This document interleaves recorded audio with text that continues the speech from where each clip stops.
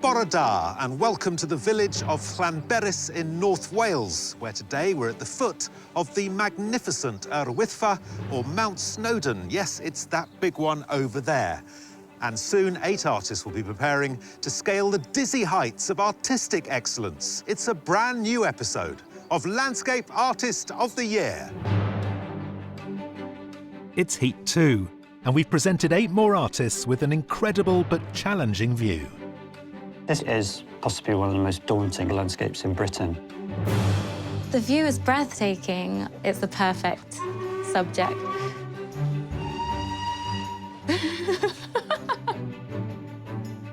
And as always, our artists will be working under the expert eyes of our 3 distinguished judges. I wonder how long it takes to notice that I've just gone off into my own little art-making land. Alongside a team of 50 landscape artist wildcards. You're in a cult? Well, you could say that, no. You're having some sort of breakdown? At stake is a £10,000 prize commission to paint a landscape of the south of France, a region which has inspired some of the world's greatest artists. Our winner will follow in the footsteps of Van Gogh, Monet, and Cézanne to create an artwork for London's prestigious Courtauld Gallery. But first, they just need to get through today. If it goes wrong, then I might have to scrape it off and do it again. I'm feeling a bit panicked just because there's a lot to resolve in a very short space of time. So settle in and join us as we search for the next Landscape Artist of the Year. So, mountains, lake, Bob's your uncle. The best painting ever, yeah.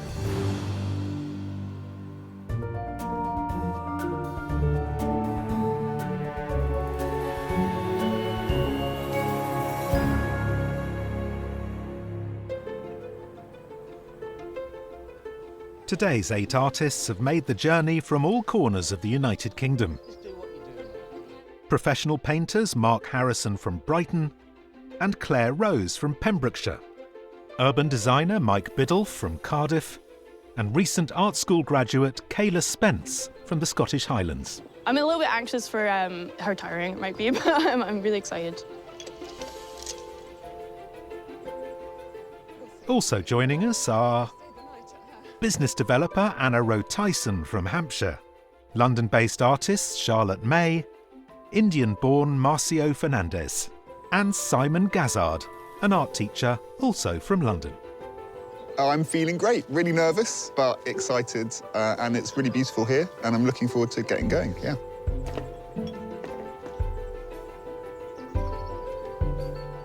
All artists were chosen on the strength of a submitted landscape, which they've brought with them today.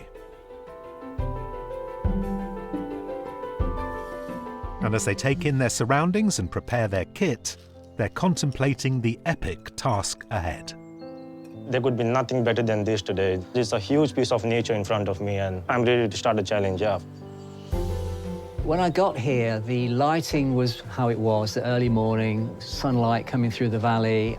That's gone. I'll keep changing my mind about what I'm going to do, but I've decided now. Yeah, I'm going.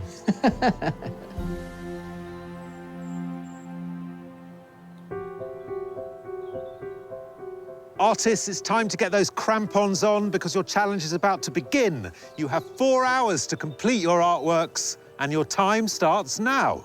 Good luck.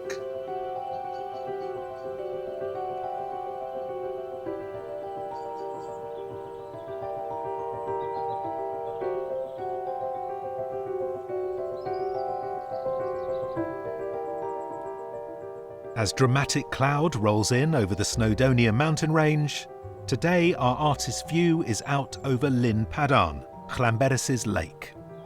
Glimpses of the ruined 13th century Dolbadarn Castle and the rooftop of the National Slate Museum provide breaks in the lush green, with Mount Snowdon peeking through the clouds high above.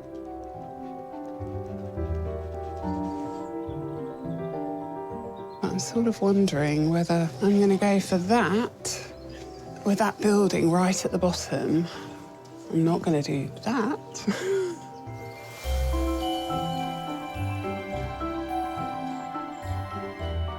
It's so, so beautiful. I couldn't believe how lucky I was. Oh my God, shut up.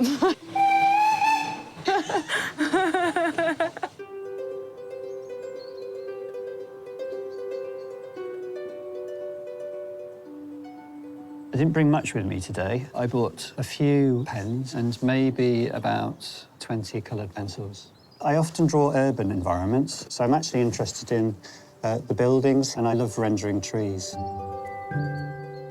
Mike Biddulph used his degree in urban design from Oxford Brookes University to mark out a career in town planning, where he learnt how to free sketch in ink whilst working with architects.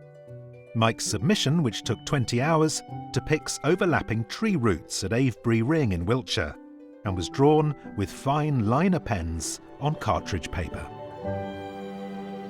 So, Mike, in your submission, we loved it because of the density and the richness of it all.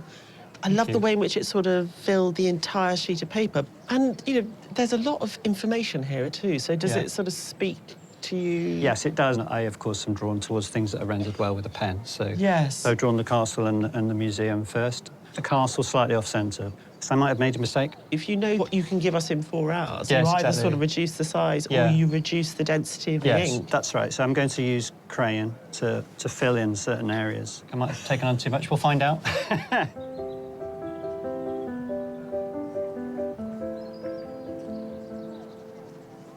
My style is quite loose. I can embellish on what I see if it ramps up the drama. I'm just trying to catch the feeling of a place, really. I just want to get the sense of scale. Claire Rose studied fine art at Aberystwyth University and has been a professional artist ever since. Her submission is a snowy, sunlit street in her hometown, St Dogmiles, as a storm brews above. Hello, Claire. Hi. It's a very good-looking start. You've gone big. Yeah, it's a big painting, but I use big brushes. I'm thinking about your submission, of course. This is a very dramatic scene. Yes. Something's going to happen. Yes. It's kind of portentous. I was interested in that suggestion of the sun is shining, but there's trouble ahead. There's trouble ahead. OK. And so you're going to try and imbue this picture with that same kind of loaded narrative? The way the clouds are coming through. Yeah. Can you set it to be sunny? It's always my preference. OK, I will.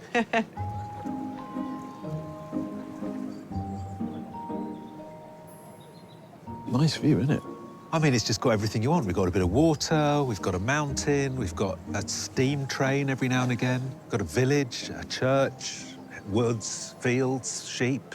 Castle. Slate mine. What more do you want? Easy to paint? Oh, yes. Yeah, a bit of greens, yeah. bish, bosh, bash. This kind of landscape has what the romantics called the sublime. Sublime is so beautiful, it's almost scary. Right. It's almost godly in its magnificence.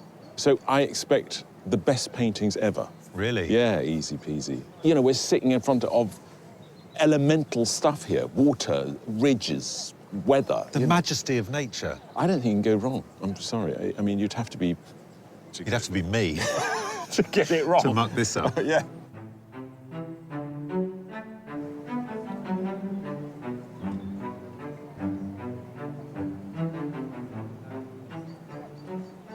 This setting is really different from the London landscapes I usually paint.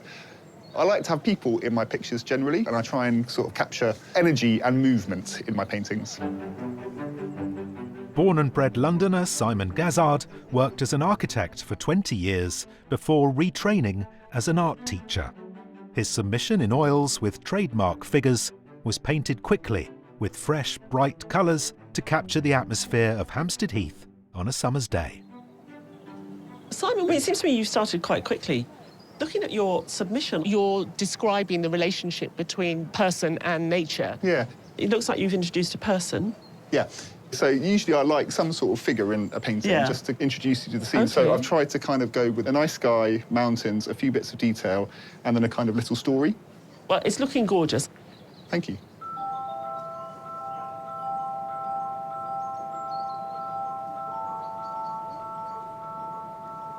I think about things in terms of shapes on the page. Then I like to play with blocks of colour. I paint the world as I see it. It's quite a spontaneous process. With a degree in illustration from Camberwell College of Arts, Chesterfield-born Charlotte May works as a professional artist. Her submission in oils and acrylics is a semi-imagined landscape inspired by her childhood home in the Peak District. Hi, Charlotte. I love the way you've started it. You've got this animated green vegetation, then now you're cutting in with detail. Is this how you always work? So I identify the parts of the composition that are popping out at me. So I'm seeing like triangular shapes. Okay. Let's talk about your submission. It's about depth and it's about landscape. I get the feeling that there's a strong sense of pattern in the way you create depths and shapes. So will you be finding the same thing with this landscape? I suppose it's something that my mind automatically goes to, is picking out patterns. They become sort of blocks of colour and they layer up and intersect with each other. I think we've given you the perfect landscape to work with. You have. It's gorgeous.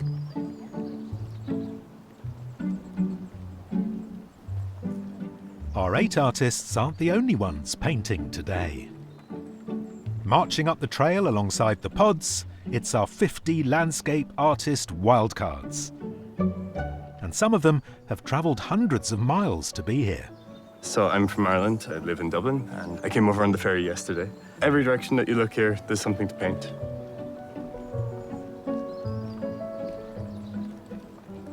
I'm from Portsmouth, and we had quite a journey, actually. We missed quite a few of the roads that we were supposed to turn down to get actually here in this wonderful place. I'm from Kansas City, so smack dab in the middle of the States. But currently, we live just outside of Newmarket, so in Suffolk, England. We like the mountains, so this was a great spot. Only one of these wildcards will have the chance to go forward for a coveted place in this year's semi-final. What are you painting with? I'm painting with oils. Yeah. But I've also got some soil here. You've got just some soil from around here? Soil from around here, yeah, with some linseed oil in it. And how does it behave itself when you mix it? I don't know. I've never done it before. You've never done it before? Never done it before. You like to live by the seat of your pants. Absolutely. I can see that. Yeah.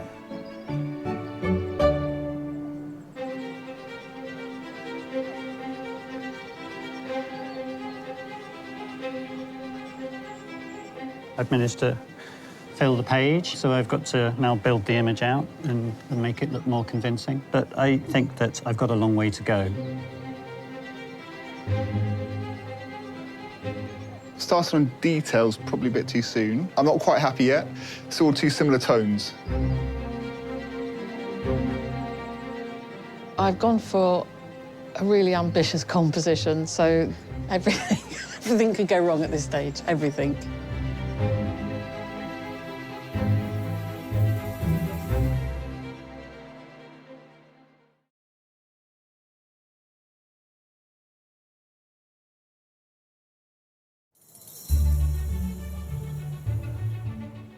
As silvery light breaks over Llanberis in North Wales, 8 artists are busy capturing this romantic view of Mount Snowdon. Our next artist has gone for a suitably dramatic approach. I couldn't even start a painting without having black color on my palette. I need a black on my palette or else I'm not painting at all. With a degree in fine art from Goa College of Art in India under his belt, Marcio Fernandez is about to start a master's in painting at City and Guilds of London Art School. His submission in acrylics uses strong black lines painted in rapid brushstrokes to create an abstract, imaginary scene. Hi, Marcio. It's a great beginning. I love the way that you've given us this kind of vignette. Yeah. I think what we love so much about your submission was this kind of density. Obviously, all the black lines that you've put in work against quite a dark contrast. Why is that? I like black a lot because it puts you into a depth. I think it suits the scene we're looking at today, which does have these quite extraordinary contrasts. The distinctive elements, you know, like... Yeah. And without all of that black, you're just going to have lots and lots of green. And how long did this one take? It took me around, like, 3 hours. Oh, so you've got time to make this and then go for a kayak.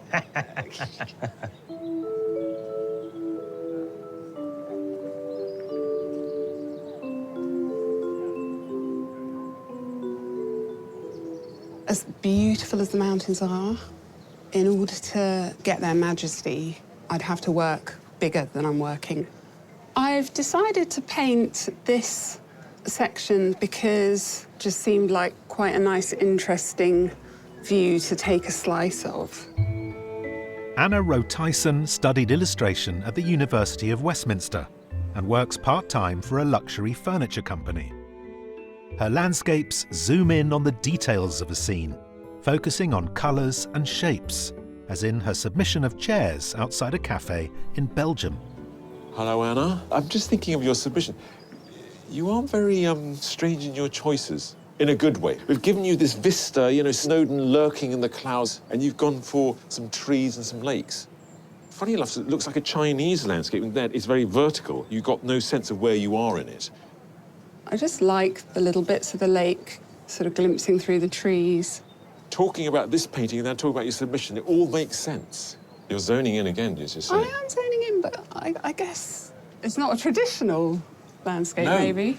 I just like the way the colours all work together nicely. Of course, arguing that a bunch of orange chairs on a patio is a landscape, it's difficult. But I love your approach to it. Thank you.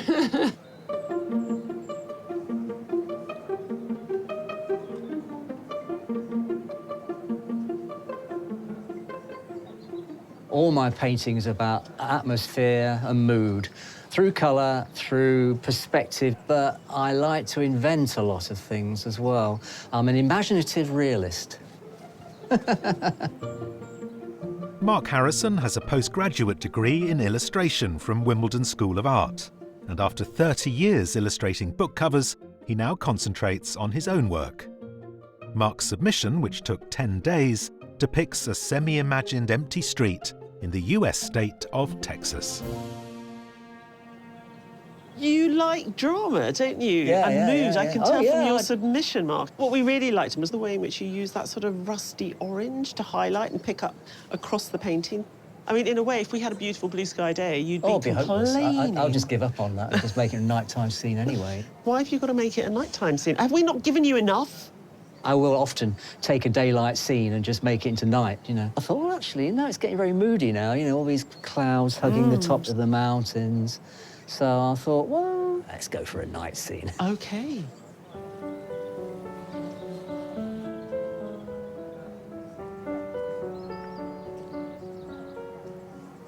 When I approach painting landscapes, it's all about like taking everything in at once. So I think I'm going to tackle the biggest peak there.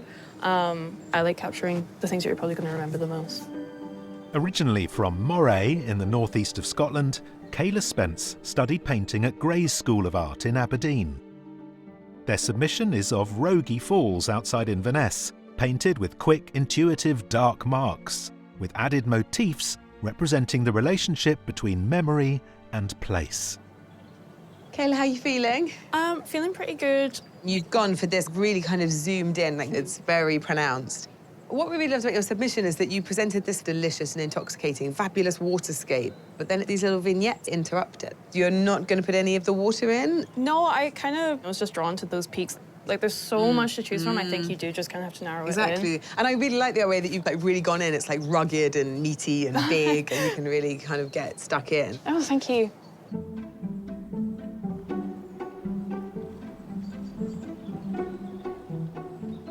Next to the pods, our wildcards are, well, being wildcards.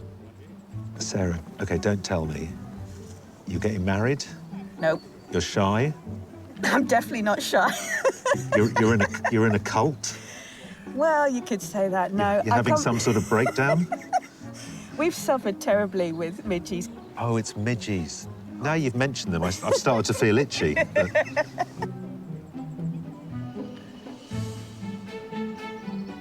Morning, Sophie. Morning. You've gone for these quite muted tones, kind of a grey blue sky, a kind of olivey green hillscape. I come from Cornwall, so it's quite nice just to not paint blue all the time and actually get the greys in and the purples in the landscape, and there's lots of different shades of green. And yeah.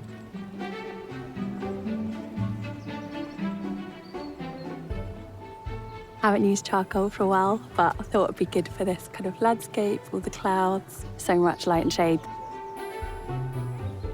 So you run up and down mountains and you paint? Not as much now, because I'm getting a bit older, you know. How old are you? 50. Oh, it's not old. Yeah. It's old enough. You met Ty? How old's he? Don't ask. He'll only start crying if you ask him. He looks good for 70, so... He does.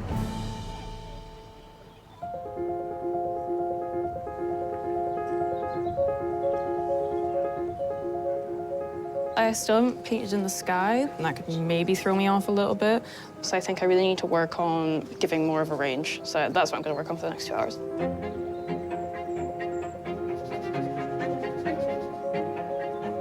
I think I might be a bit behind. Still don't know whether I chose the right view. I think I should have maybe worked faster to begin with. It's not as good as I'd do it at home, you know. Normally, I'd leave that for a day to dry before I painted on top of it, but in this situation, I have to go for it.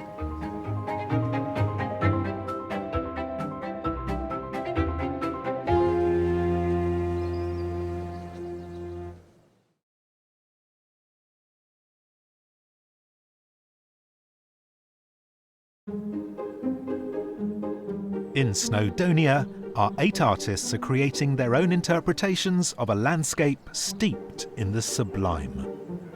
Hi, Kayla. What are you working on at the moment? I've blocked in some of the sky. The clouds are changing so much, I've just done a really quick wash, grey-blue. I want to just get some of the highlights done just to pull things forward, give a bit of depth. OK. I've got a few nice sort of shadows to put in. I'm hoping that, because acrylic dries so much darker, that I'm sort of trying to correct a couple of things, because I'm like, why has that gone so dark? I'm really taken with your mark making. OK. I'm kind of working across the landscape and filling it in. There are sections of the drawing where you're not quite sure, and it looks very sketchy. You're really making me want to get in here and make my own marks on the day. Sit those. Yeah, exactly. I wonder how long it'll take them to notice that I've just gone off into my own little art-making land. It's a beautiful spot. The sun is shining. It's actually, dare I say it, quite warm. What a joy. All the paintings have this kind of vibe of, wow, nature's done really good. Claire has gone for a big, beautiful, gorgeous-looking scene, and she's painting a big, beautiful and gorgeous painting, is she? Claire, I think, has really caught the majesty of the mountain. You've really got that strong sense of scale. And there's energy, there's beautiful colour, there's denseness of paint, and I think it's perfect now. The idea that we've got this majesty, which is horizontal, and Claire's reduced it to that valley, you really get that sense of weight from the mountain. Her mountain is almost butting the top of the frame. It's so big, she can barely contain it. Yeah. Mike, is he producing good art? Mike's making me want to sort of get in there with a little pen and do some cross-hatching, you know, very meditative. His submission took him, I don't know, 400 years. It's just these gorgeous marks. That kind of fantastic drawing doesn't quite suit what's in front of him. It's about space and light and distance. And so it has become illustrative. Kayla works in a slightly more abstract way than some of the others. Is that a help when you've got 4 hours in which to paint? Kayla's gone really hard and fast into those mountains. I mean, just get in there, make them a bit more rugged, give them a bit more life, and we should get somewhere. I think Kayla's made a really good decision really early on. They've gone straight to what we're looking at, is this high verticality, the claustrophobia, and this sort of abstract terrain that our eye is going across. Anna made a decision to zoom in, to ignore the epic majesty of the receding mountains, to ignore the vastness of the lake, but focus in on a smaller detail nearer to us. Was that a good decision? Anna's obviously a person who plays with concepts and ideas of what makes landscape. And she's looked at this and gone and looked for pattern and repetition, which is paths and greenery and lakes. Her picture is kind of contextless, and she found that a bit interesting, and now she's made me think it's interesting. I think it's just difficult at the end of the day to judge that against, you know, majesty, sublime, monumentality, and she's doing, like, the in-between bit. Marcio's using green, which I get the sense that he doesn't use very often.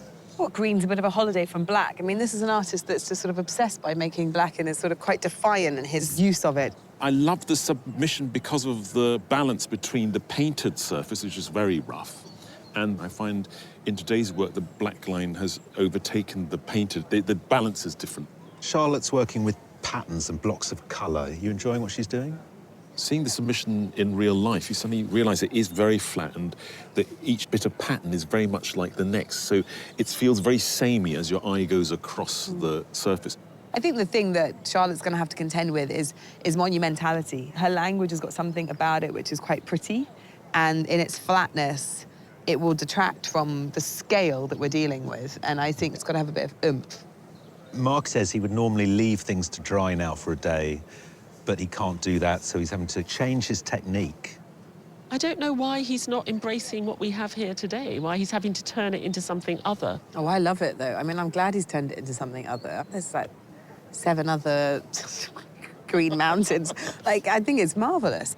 Simon looked at Hampstead Heath and saw a green landscape with houses and people doing stuff, and he's looked at this scene and he's seen a green landscape and there are people and there's houses. There's something really refreshing about Simon's work, because we talk about all these artworks capturing what today is about, but we've edited out 400 people, a train, loads of cars, and Simon's the only artist here that's painting in any kind of working landscape. Simon deals with the people quite effectively. I think he sort of suggests them, he uses them quite cleverly. He's got a lovely freshness and lightness here. It's quite annoying when there are other people around. You don't want to be looking at the majesty of an empty landscape and someone is standing next to you eating prawn cocktail crisps. Just, yeah. Note to the world, don't eat prawn cocktail crisps near Stephen. Just don't come near me.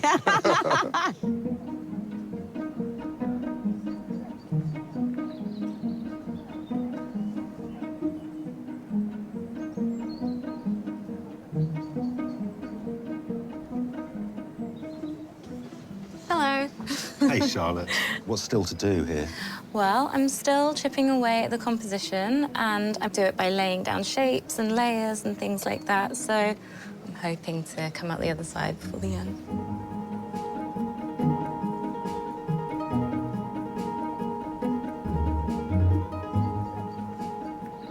I really, really love the way that you've gone right in. I was concerned that at half-time you should stop, because you've done so well. There's a real freshness and vitality to it. I'm trying to keep the marks gestural and vigorous and not get too tight with any of it, really. OK, well, I think it's got a lot of power to it. Snowdonia, Eryri in Welsh, is home to Wales's highest mountain.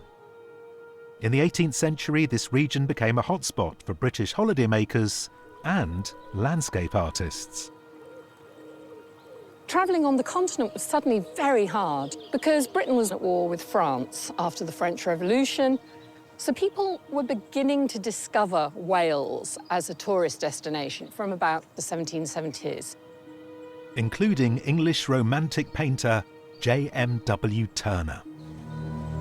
Turner began aged 17 making forays into Wales. And between 1792 and 1799, he made 5 trips on a little pony into what were then incredibly wild, dangerous terrain. For Turner, a great sky, a great mountain, a great lake, that was the sort of magic trio.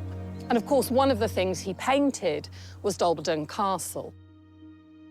Built by the Prince of Gwynedd in the 13th century to defend against the invading English, the castle marked a defining moment in Turner's artistic journey. Dolbadarn's an example of Turner experimenting with the sublime. This idea of a landscape so awe-inspiring that it can make one feel excitedly scared in a way that's pleasurable. It's very much associated with the Romantic movement, this very personal, heightened emotional response to landscape. And Dolbadarn is a fantastic opportunity for that because it's this great, looming, dark edifice which speaks to the imagination. For Turner, the sublime becomes something he returns to again and again, and then it never leaves. It's a sort of eye-opening moment for a very young painter.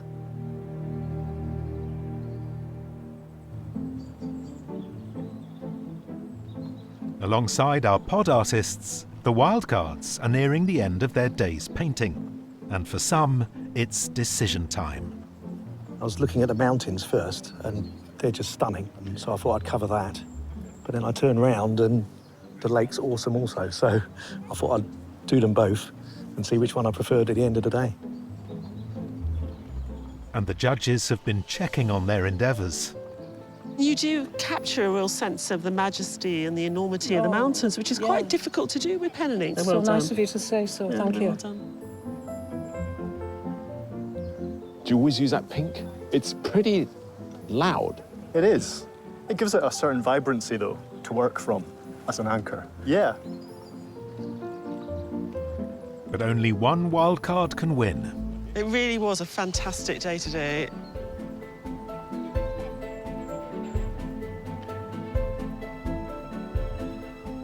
Might I be coming in this direction?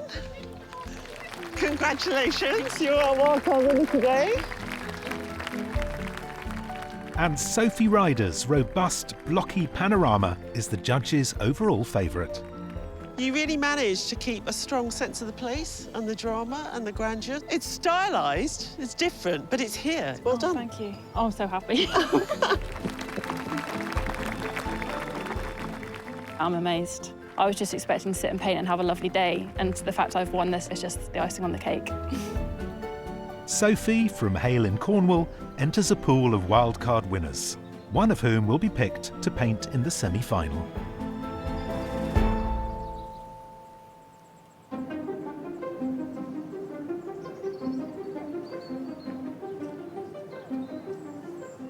Hello. Hi. Good boy. Just gonna get it done. Thank you. Love you. Love you. Bye, Kate.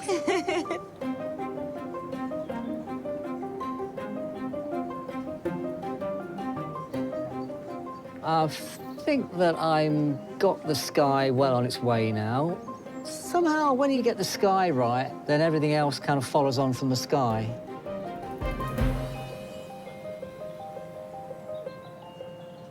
Painting is taking shape bit by bit. We're trying to get trees into it, the bushes, and tiny houses in the background there.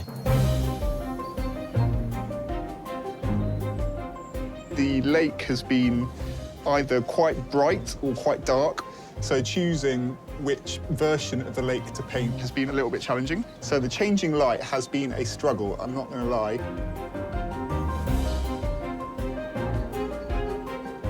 So I'm feeling a bit panicked just because there's a lot to resolve in a very short space of time. I'm struggling with making the water look like water at the moment. So, yeah, panicking.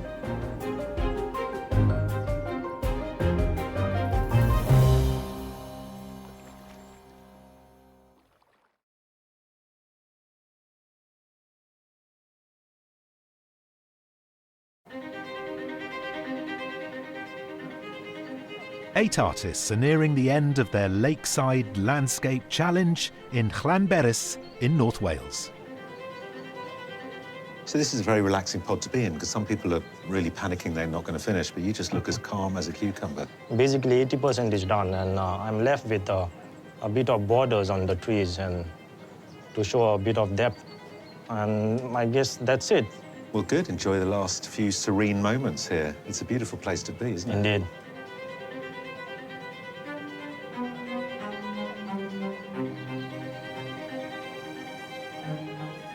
I didn't really have a clear idea of how this was going to turn out. I've done what I can. Fingers crossed.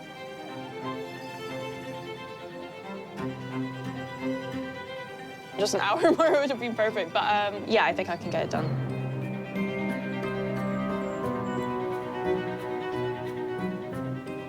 It's all right, yeah. It's about as good as I could do, I think, on the day. Artists, you have 5 minutes left. 5 minutes. Oh. It's exciting. Fiddling around at the end.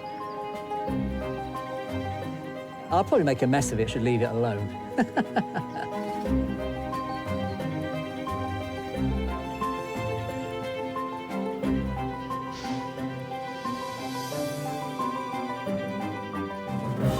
Artists, your time is up. Please stop what you're doing and step away from your easels. Really ready for a cup of tea.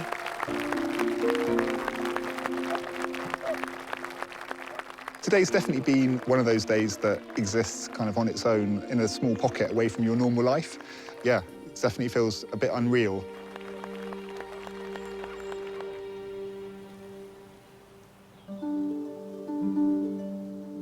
Just one of these 8 artists will win today's heat and be in the running for the coveted title of Landscape Artist of the Year and a £10,000 commission for London's Courtauld Gallery. The prize will take them to the south of France, a region that has inspired generations of artists with its dazzling light and breathtaking colours.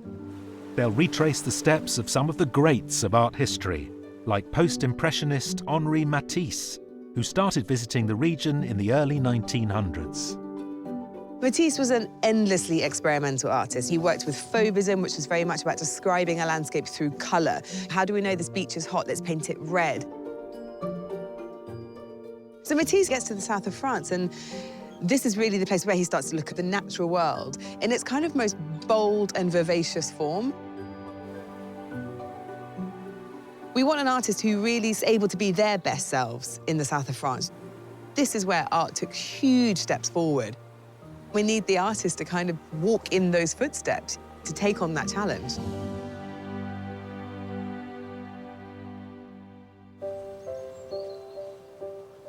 For now, in North Wales, it's time for the judges to look at the 8 finished works.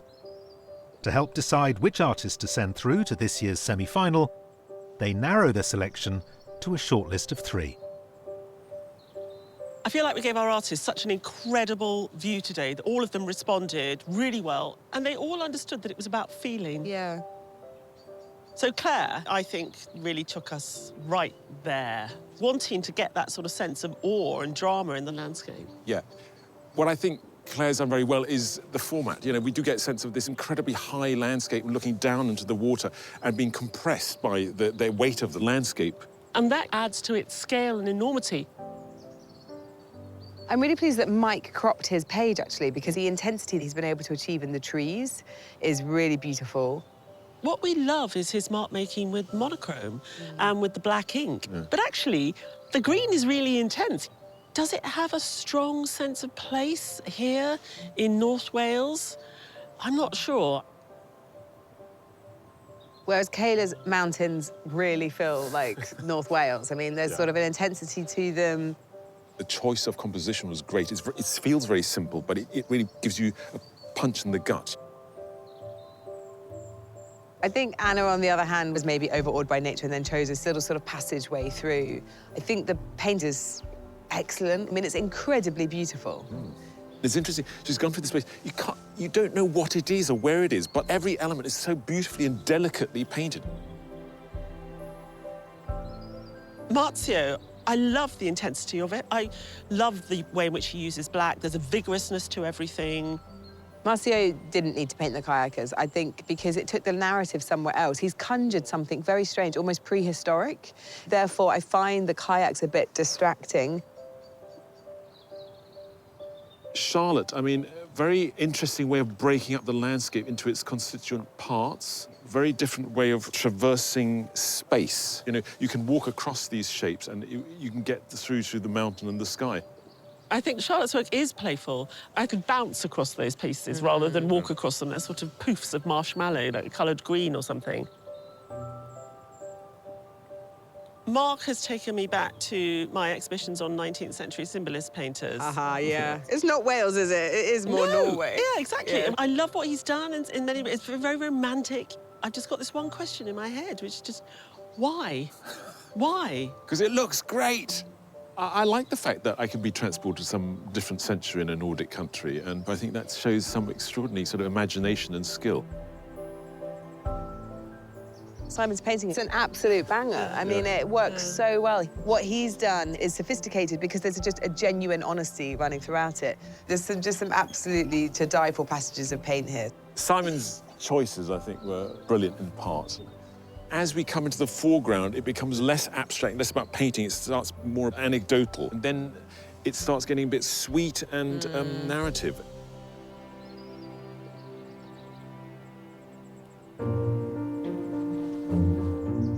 Artists, it's been a really wonderful day and we've enjoyed watching how you've captured this iconic scene. However, only 3 of you can go onto the shortlist. The first artist is Claire Rose.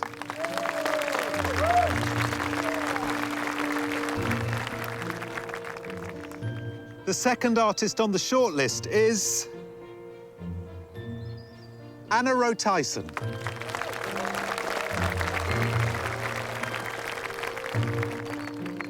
And the third artist the judges have selected is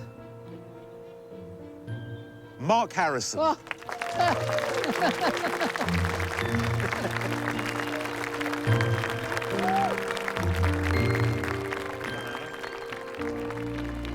Me? You what? I really didn't see that one coming. The judges now have the difficult task of picking the day's winner. Only one artist can go through to the semi-final. To help them, they also consider the selected artists' submissions. Well, what a great day. And I know we should really be concentrating on these 6 works of art, but I mean, just look at it. I know. It's so stunning. It's full of foreboding, looming, dark presence. Are you talking about the view or you 3?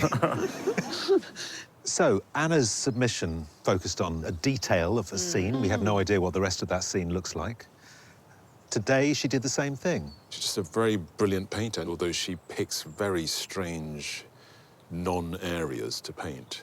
She knows how to do a lot with very little, and today, that pathway through these trees and past the water is so well executed. Both of them, though, have chosen quite sort of unprepossessing moments. We do know that there's a whopping great big mountain behind it. I think it was really brave of Anna to leave it out entirely. So Claire has given us the view we were set up for today. I think Claire is able to evoke mood with light, and she showed it in her submission, that sort of bleak sky. And today, the light was tricky, but she still found that sort of silvery light that was breaking through everywhere, and it has been able to create the same mood, but with the sense of where we are geographically. You know that the mountain range goes beyond. They're big paintings, they're very expansive, and in that expanse, there's intense drama. Mark has given us a nocturnal scene, painted during the daytime. Yeah. What do you make of that? I hope I don't really encounter either one of these skies. The one in the submission looks like post-apocalyptic, sort of toxic chemical, and the one on the right is sort of like the second coming or something. It's kind of interesting how artists use what is in front of them to make paintings they want to make. You know, why not? Like, I look at these two and I think they are extraordinary, that they transport us there. You've got an interesting selection today because we've got somebody who seems to paint the unobvious. Someone who, you know, who gives us a big, meaty, good-looking, large canvases, and then someone who's bringing on the end of the world.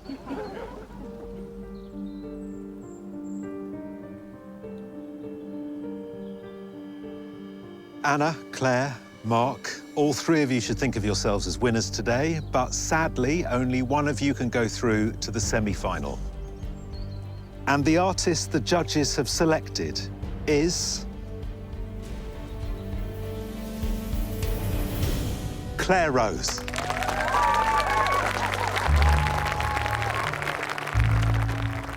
I'm absolutely beside myself. I just never thought that I would win this.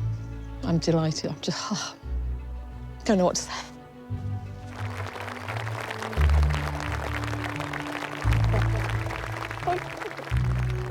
I've got my granddaughter with me, and I'm going to celebrate with the largest glass of wine I think I can buy.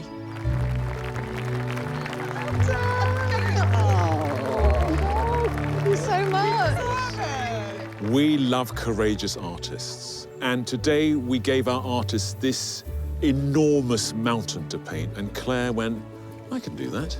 She's very good at capturing the mood, and when we think of the commission, that's what we want the artists to do, give us a sense, absolute sense of place. Claire's a master of light and atmosphere, and she just nailed it. Well done. So much. I cannot believe it. Oh my God.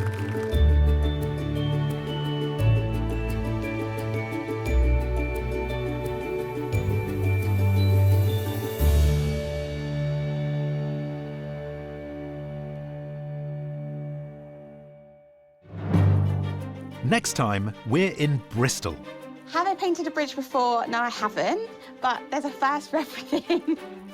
As 8 new artists take on a gravity-defying icon of 19th century engineering. The bridge took 30+ years to build, and we've got 4 hours to draw it. So can any of them create a riveting work of art? It could be a complete disaster. Or will they find it a bridge too far? Well done, I'm having a meltdown.